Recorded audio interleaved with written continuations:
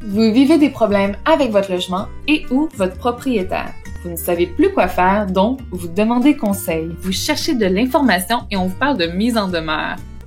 Sûrement vous vous demandez « Mais c'est quoi une mise en demeure? » Et si vous savez ce que c'est, il y a sûrement plein d'autres questions qui vous viennent en tête, comme « Pourquoi faire une mise en demeure? Qui peut faire une mise en demeure? Moi? Est-ce que j'ai besoin d'un avocat? » Ou « C'est quand le bon moment d'envoyer sa mise en demeure? » Ça sonne compliqué une mise en demeure, mais aujourd'hui, on va essayer de rendre ça simple. Alors, une mise en demeure, c'est quoi? C'est une lettre, oui, juste une lettre, de maximum une page. Elle s'adresse dans le cas à votre propriétaire, donc une personne ou une entreprise. La lettre explique qu'un devoir ou une responsabilité de cette personne n'a pas été rempli. On demande donc à ce que cette personne visée par la lettre trouve une solution. Et comme un problème ne peut pas durer éternellement, on donne un délai à cette personne pour qu'elle règle le problème.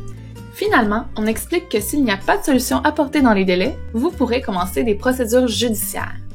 Bon à savoir, c'est aussi le moment de demander un dédommagement. Maintenant que vous savez c'est quoi une mise en demeure, sûrement vous avez d'autres questions. Amélie se demandait plutôt « Ça sert à quoi une mise en demeure? C'est juste pour faire des recours légaux? » Eh bien, c'est une bonne question, puis on va regarder les raisons ensemble. Les deux raisons principales pour faire une mise en demeure, c'est 1. La démarche légale et 2. Pour que les choses bougent. Je vous explique. Une mise en demeure, c'est un processus légal, oui. Ça prouve que le propriétaire connaît le problème. Les paroles s'envolent et les écrits restent. Donc, c'est une preuve qu'on a pris les moyens nécessaires. Et surtout, la mise en demeure, c'est l'étape 1 lorsque l'on veut déposer une demande au tribunal administratif du logement, la nouvelle régie. Mais si faire une demande au tribunal ne vous tente pas, faire une mise en demeure peut quand même être une bonne idée. Premièrement, ça montre au propriétaire que le problème est sérieux et que vous aussi, vous êtes sérieux. Ça montre également que vous connaissez vos droits et ça aide à ce que le propriétaire comprenne l'urgence de la situation. Il va y penser 2 fois avant de vous ignorer ou de vous faire plus patienter la prochaine fois.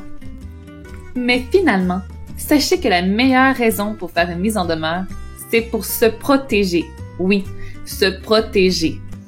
C'est votre obligation d'informer le propriétaire en cas de bris ou de d'autres problèmes matériels. Donc, si vous faites une mise en demeure, ce ne sera plus votre parole contre la sienne. Il ne pourra plus nier être au courant. Si vous êtes plutôt comme Denis et vous vous demandez si vous avez besoin d'un avocat pour qu'elle vaille quelque chose cette mise en demeure, bonne nouvelle, non. Bien sûr, plus votre problème est compliqué, plus ça vaut la peine de demander de l'aide ou des conseils. Mais pas obligé de payer pour ça. Heureusement, vos comités logement vous offrent ce service gratuitement.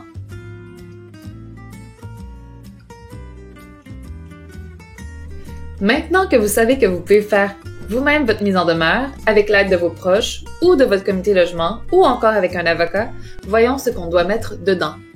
Une mise en demeure est composée de 6 parties. Le haut de page, qui est l'entête avec les informations habituelles.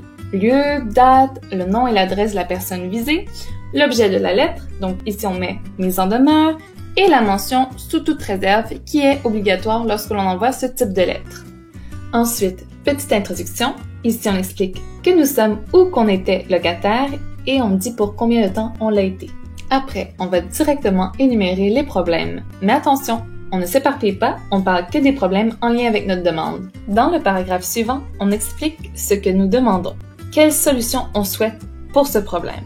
On conclut en donnant un délai pour que ce soit fait et on peut demander des dédommagements. On explique aussi à la personne qu'elle est mise en demeure et les conséquences possibles. À la fin, on signe et on met notre nom et adresse. Attention, une mise en demeure non signée n'est pas valide. Et si vous avez trouvé des articles de loi qui expliquent votre demande, mettez-les en pièce jointe. Vous voyez, c'est simple et tout ça tient en une page. Si vous décidez d'en écrire une tout seul, allez sur Internet et il y a plein de modèles. Surtout, une fois signé, n'oubliez pas de faire une photocopie de la mise en demeure ou de la prendre en photo avec votre téléphone cellulaire. Ce sera alors votre copie à vous. Bon, je pense vous avoir tout dit ce qu'il faut savoir sur la mise en demeure. Est-ce que j'oublie des informations? Hey, salut Julien! Est-ce que tout est clair pour toi? Mais oui, j'oubliais. Bonne question, Julien. Parce qu'une mise en demeure, ça ne s'envoie pas n'importe quand. Mais surtout, ça ne s'envoie pas n'importe comment. Avant même d'avoir pensé à envoyer une mise en demeure, il faut avoir parlé à son propriétaire. On peut lui parler du problème en personne, au téléphone ou encore par texto ou courriel. On envoie la mise en demeure quand le propriétaire refuse de régler le problème ou d'arriver à une entente. On envoie aussi une mise en demeure quand on sait que faire appel au tribunal administratif du logement, c'est une option pour nous. Car la mise en demeure, c'est la première étape. Finalement, on a jusqu'à 3 ans après les faits pour faire une demande au tribunal, mais il faut pas trop attendre, le juge pourrait trouver ça bizarre. Bon, maintenant que vous savez tout ça, un dernier petit détail pour qu'elle soit valide votre mise en demeure. Vous devez absolument avoir un accusé de réception. Pour cela, 3 options. Première option, vous pouvez aller à la poste et le faire envoyer en courrier recommandé. En courrier recommandé seulement parce que vous voulez une preuve de réception et une signature. Votre deuxième option est d'aller l'apporter en main propre à votre propriétaire. Attention, il faudra lui faire signer un reçu, car pas de signature, pas de preuve. Votre dernière option, la plus sûre mais la plus coûteuse, c'est de faire appel à un huissier. Vous voilà maintenant bien équipé pour faire une mise en demeure. Quelques petits conseils avant de partir. Même si ce n'est pas obligatoire, on vous recommande de faire votre mise en demeure sur l'ordinateur et de l'imprimer. Ça fait plus sérieux. Et on n'oublie pas de faire notre copie une fois signée. Photo ou photocopie, on veut une copie. Un autre petit truc, faire un peu de recherche sur les articles de loi qui vous concernent et les jurisprudences. Finalement, et le plus important, faites-vous aider, même par un ami. Un deuxième regard, c'est toujours bon. Sur ce, bonne chance et faites-vous confiance. Si jamais vous avez d'autres questions, allez voir nos autres vidéos ou contactez votre comité logement le plus proche.